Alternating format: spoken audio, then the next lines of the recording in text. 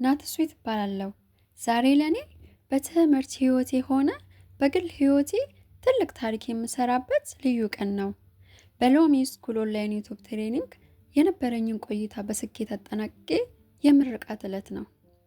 ለመሆኑ በዚህ በቴክኖሎጂ በእውቀትና በዲጂታል ፉክክር በምናይበት ዓለም ውስጥ ለአንድ ሰው ትልቅ መድረክ ሲሰጠው ምን ማድረግ አለበት?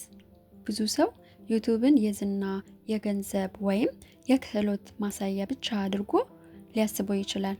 እኔ ግን ዛሬ በዚህ የምርቃት ቪዲዮዬ ላይ ከዚህ ሁሉ በላይ ስለሚበልጠው ዓለምን ስለምትቀይረው አንዲት ጥቃቅን ግን ታላቅ ኃይል ላወራችሁ ፈልጋለሁ። እሷም መልካምነት ነች።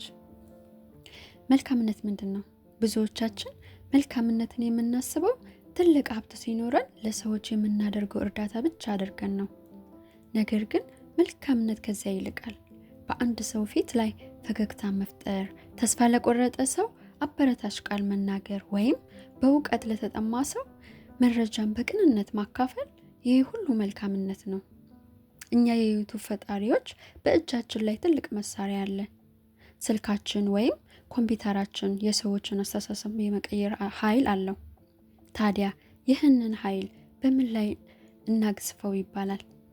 እኔ በበኩሌ በሎሚ ስኩል ስልጠናዬ ወቅት የተማርኩት ትልቅ ቁም ነገር የምንሰራው ቪዲዮ ጥራት ብቻ ሳይሆን በቪዲዮ የምናስተላልፈው መልእክት በሰዎች ህይወት ላይ የሚያሳድረው በጎ ተጽዕኖ መሆኑን ነው። አንድ ታሪክ ላካፍላችሁ።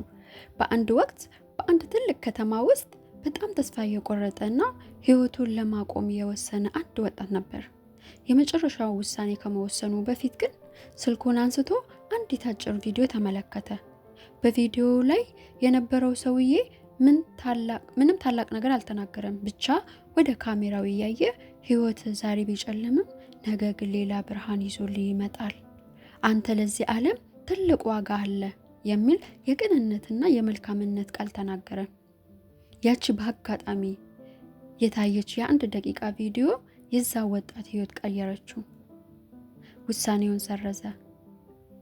ይህንን የምነግራችሁ ለምንድን ነው?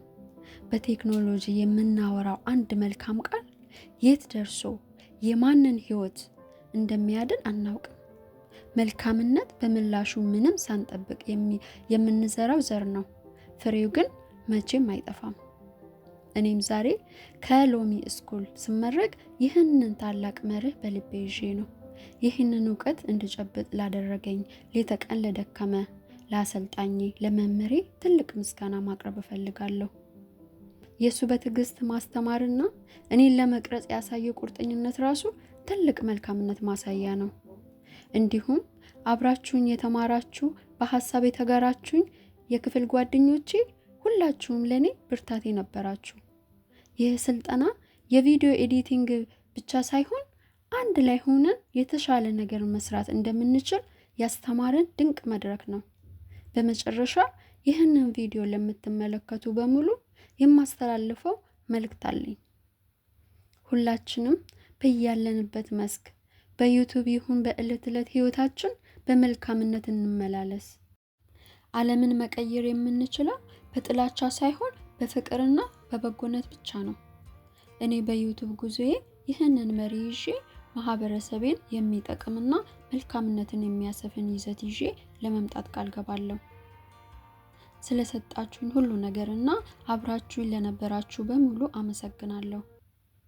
ለሎሚ ቤተሰቦቼ በሙሉ እንኳን ደስ አላችሁ፣ እንኳን ደስ አለን። ሰላም ሁኑ።